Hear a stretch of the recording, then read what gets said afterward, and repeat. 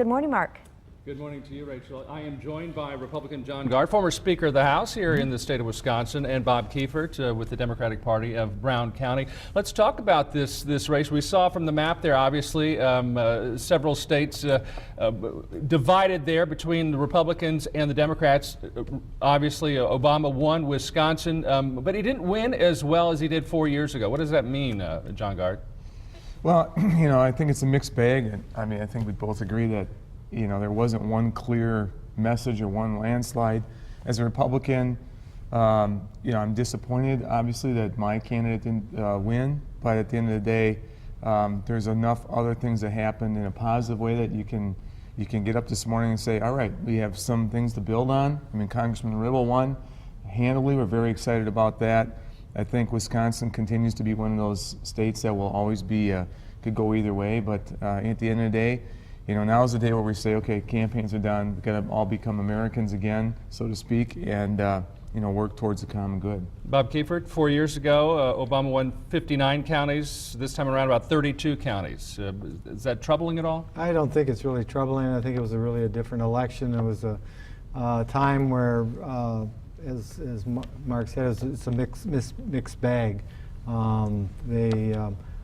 The issues, Wisconsin is a progressive state, but until in the 50s it was the Republican progressives against the progressive progressives.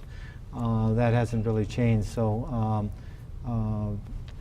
the president did, as well as we could expect, and I think we're going to take some positive things. But it's going to be up to everybody now to work together. You said he did as well as we could expect. I know last night talking with you and Mark Rawl for the Republicans, the idea was it was going to be a late night, but it turned out to be a fairly early night. I think a lot of people thought it was going to be a late night. I really didn't think it was going to be. I thought it was actually going to be a shorter night. I was pretty convinced that President Obama was going to win. I think the hard numbers showed that he was going to take the states he did. I think that there was a lot of hope against hope on the side of the Republicans.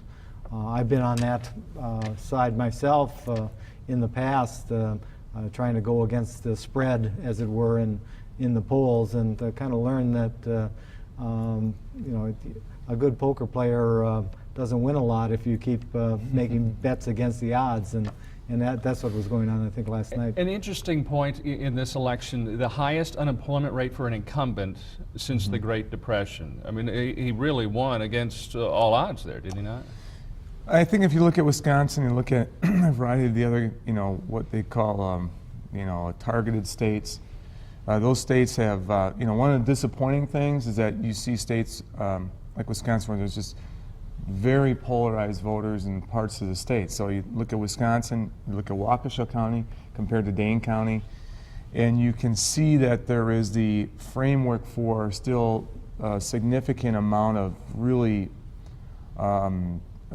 polarized electorate. And I think part of that is there is a very deep frustration about the state of the economy in the country and all that. But today, everybody who cares a lot about the direction of the country has got to say, well, let's hope that we can make progress moving forward, bring that unemployment rate down.